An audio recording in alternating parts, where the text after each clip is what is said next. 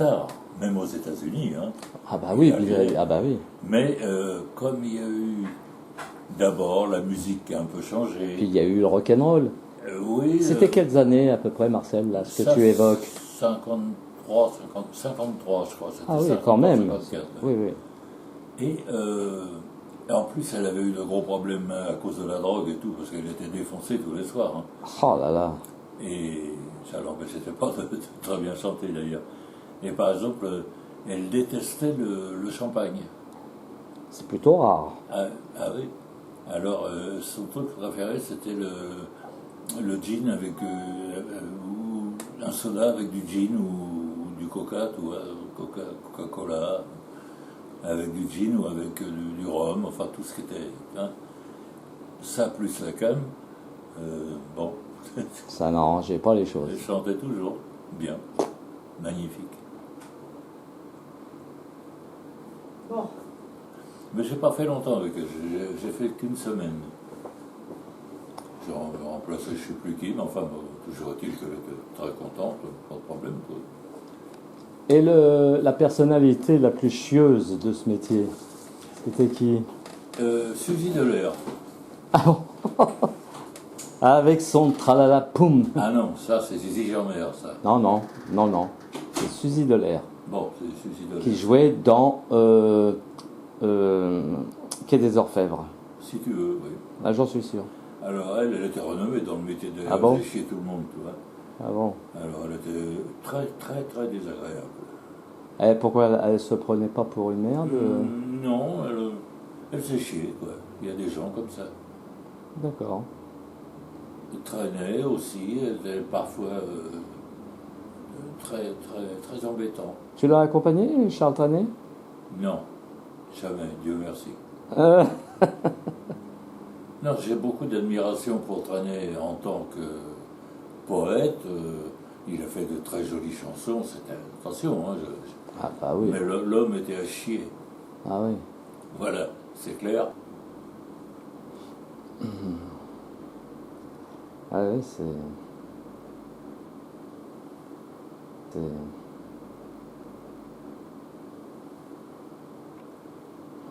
Voilà, bon. Stan Getz, adorable. Ah bon?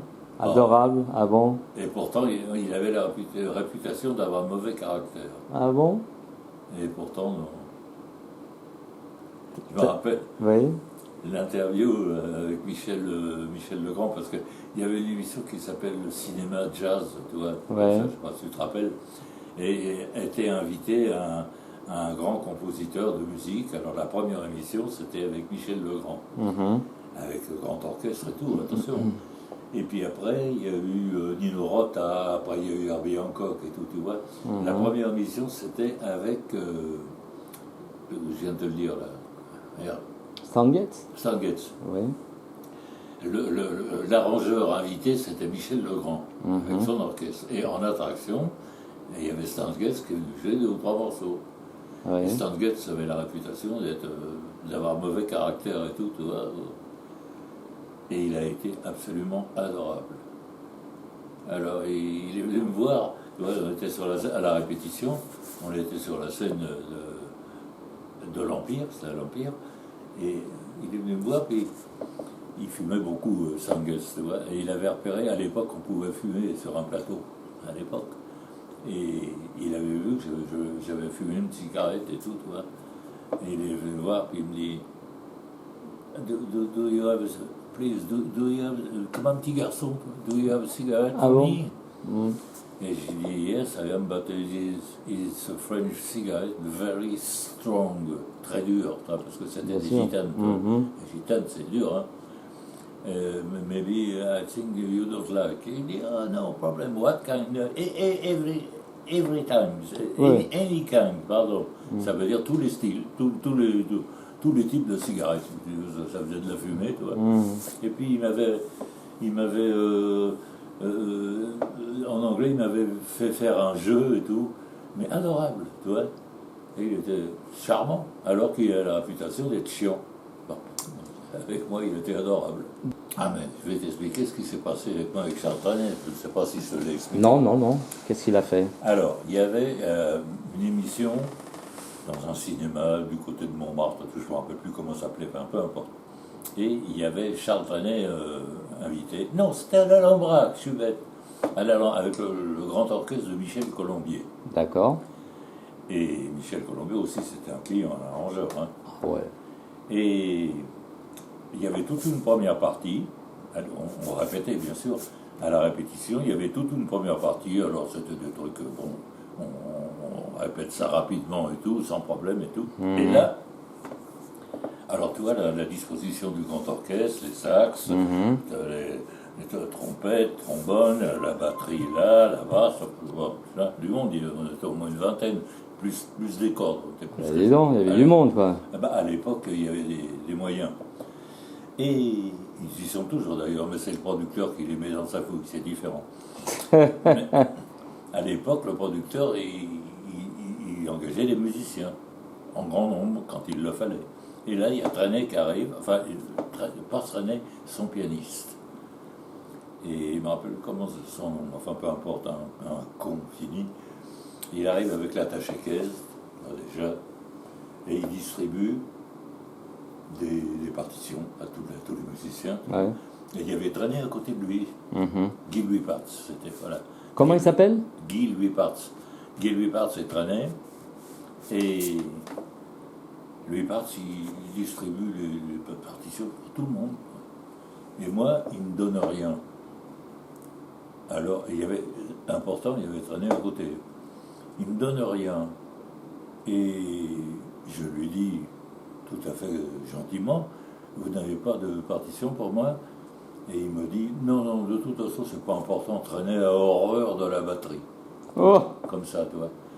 Ben, je lui dis, écoutez, monsieur, alors on est quitte, parce que moi, j'ai aucun de ces disques à la maison. Ah, vache! Et Trenet, il a entendu ça, tu vois. Ouais. Il n'a pas pipé. Les musiciens, je te raconte pas, Michel Colombier, il pleurait derrière ses lunettes. Tous les mecs avaient fait tomber les partitions. Ambiance. Hein. Oh la vache! Et Trenet, il n'a rien dit. Mais je suppose qu'après, il a dû s'en prendre à son pianiste en lui disant « La prochaine fois, vous évitez de dire des conneries. » Bah oui. Ouais. Oui, parce que là, c'était pas un fin limier. J'ai attaqué personne. Ouais, non, mais t'as eu une bonne répartie. Ah, Hein. oui. Ah ouais. Une fausse répartie d'ailleurs, parce que je reconnais le talent de Trenet. Mais sur le moment, c'est venu comme ça, tu vois. Il va écouter, alors on est quitte parce que moi j'ai aucun de ces disques à la maison. Là, il y a eu un malaise, je ne raconte pas. Voilà. Et ça s'est passé à l'Alhambra, en l'année, je ne sais plus. J'étais déjà quand même confirmé, parce que pour faire le truc avec Colombier, il fallait quand même déjà. Je sais pas. Enfin bon, je ne peux pas te donner une date. Mais je peux te dire que les musiciens, il y a eu Un malaise. un fou rire contrôlé. Ouais. Hop là. Oh, pardon. Oh, dis donc. Oh là là. Je me rappelle, il y avait un copain, moi, à côté de Roger Simon, qui était un très très bon saxophoniste d'orchestre. Ah, il n'en pouvait plus. Ah, il pleurait. Et après, il me dit, tu ne l'as pas raté. Je dis, non. Ah, ouais. Mais sans ça, je ne suis pas comme ça. Oui. Je suis assez conciliant. Oui. Puis il y a un moment où, s'il y a la goutte d'eau qui fait déborder le vase, tu vois. Bien sûr. Et là, on ne sait pas ce qui peut arriver. Et là, On dirait pas comme ça. Hein. non, mais je te connais, je te pratique quand même depuis pas mal d'années et je sais que tu peux avoir Pas trop le comportement qu'il faut au moment où c'est nécessaire. Voilà, et ce que je ne supporte pas, c'est quand c'est pas juste. Si je me plante, et qu'on me dit fais gaffe, tu t'es planté là. Ah bah oui, t'as raison, je fais attention, puis on n'en parle plus. Ouais. C'est normal qu'on me Bien dise sûr. ça. Mais comment on voit une vanne comme ça, c'est pas normal. Bien sûr. Voilà. Et le plus grand panard que tu as pris en écoutant un orchestre, un musicien, un truc, c'était quoi? Ce qui t'a le plus impressionné? C'est Buddy Rich Big Band, non? Oui, il y en a beaucoup qui m'ont impressionné. Hein. Ouais. À Londres, j'avais été écouter allé, et oh, je vais y arriver, était allé au Ronnie Scott Club, et il y avait le grand orchestre de Buddy Rich. Ouais. Bon, voilà, j'ai pas besoin de te dire que. T'étais auprès de lui, non? J'étais à 5 mètres. Oh là là là. Mais tu n'y avais pas été avec Sacha? Oui. Sacha Voilà. Distel? C'est ce que j'allais te dire. Ah ouais. Alors, Sacha connaissait Buddy Rich parce qu'il a fait une petite carrière aux États-Unis, Sacha, quand même. Ouais, et puis il a ouais. eu l'occasion de rencontrer des. Donc il avait déjà abordé Buddy Rich, qui n'était pas un mec facile, je te signale. Hein. Et donc, on écoute la première partie. J'étais avec lui au Ronnie Scott, on était tous les deux. Il m'avait dit, viens avec moi, je vais au Ronnie, allez, je t'emmène. Mhm. Alors, on écoute l'orchestre, on prend plein la tête, comme tu imagines. Et il m'a dit, viens avec moi, on va aller dire bonjour à Buddy Rich. Je lui ai dit, oh, tu sais, tu crois? Il m'a dit, oui, viens, connaître. Hein. Parce que je savais qu'il n'était pas un mec facile. Mhm. Alors, on arrive derrière, pendant la pause, et Buddy Rich qui était là et tout. Et Sacha lui dit, Buddy, Ario, enfin tout ça, et il lui dit, je suis venu, je te présente mon batteur. Ah bon? Et Buddy Rich, il me regarde, il me dit, Are you drummer? Alors je dis, yes. Et il me dit, good. Et je lui dis, I'm not sure if I'm drummer. Je ne suis bon? pas sûr d'être un Oui, drummer. oui, pourquoi? Spécialement when you play, Ah! quand tu joues. Tu vois ce que je veux dire? Ouais. Et là, il a rigolé, et ça s'est détendu, et il a été charmant. Ouais. Et je lui ai dit, can I see to the stage just for check your drums? Hein, pour voir un peu les réglages de ton côté. Ok, no problem. D'accord. Alors que si ça n'avait pas été avec Sacha, puis j'avais peut-être pas trouvé ce truc qui l'a fait rire, Bien sûr. il m'aurait dit, fuck off, tu vois. Ouais. Ah ouais, d'accord. Comme ça, tu vois. Ah ouais. Ah lâche. Hein? Ah ouais, j'ai des souvenirs comme ça. Sonny Penn. Oh, Sonny Penn, c'était un sacré batteur. Mais t'as joué avec lui, hein? Oui, avec Bolling, oui. Avec Claude Bolling, hein, c'est ça? Oui. Il était gentil? Il paraissait gentil? Oui. Adorable. Ah ouais? Tous les bons sont gentils. Sam Woodard aussi était gentil. Ah oui? Oh. Parle-moi de Sam Woodard. C'était... Quelle était sa particularité à Sam Woodard? C'était son tempo? C'était ça bougeait pas? Le drive, oui, le feeling.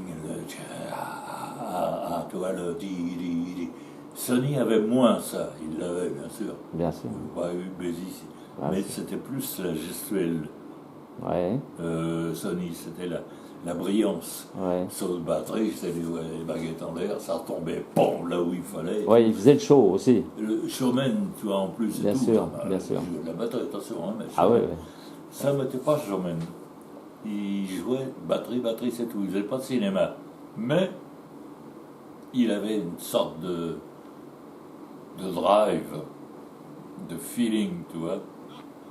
Et, personnellement, il était supérieur à Sonny Penn au point de vue feeling. Et le groove, ce qu'on appelle le groove, tu vois. Il jouait l'orchestre. Mhm. Mais il était moins spectaculaire dans ses solos, ses solis, pardon, et tout ça.